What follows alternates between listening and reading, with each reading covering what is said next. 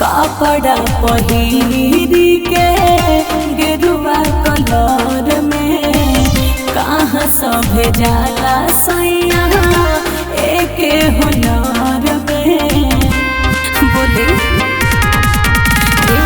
कपड़ा पहिरे के गेरुआ कलर में कहाँ सभे जाला सैया एक हुनर में लागे बड़े बढ़िया हो। अरे जल ढारे जाले सब कामरिया बाबा के नगरिया नु हो। अरे जल ढारे जाले सब कामरिया बाबा के नगरिया नु हो।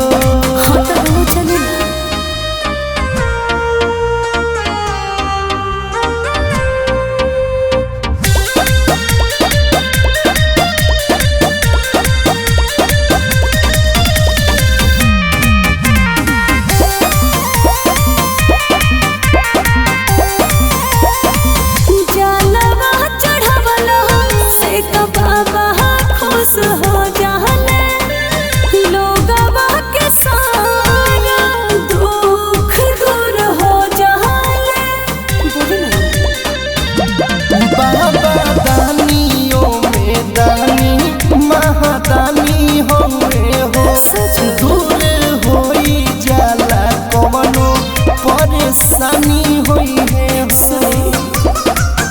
बरस बदरिया न हो।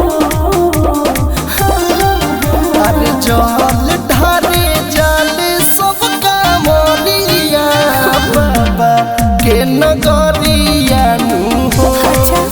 अरे जल ढारे जाले सब कामरिया बाबा के नगरिया नु हो।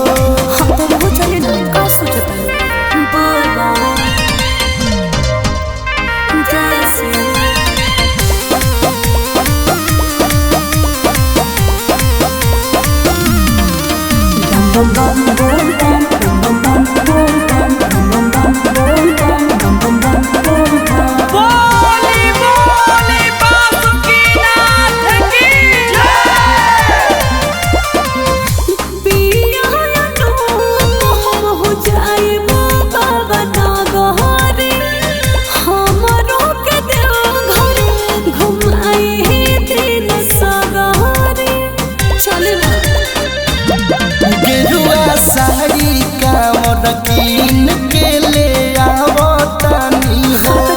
आजे जाके हम टिकट बनावतानी हो। भाड़ा गोले गोरिया न हो।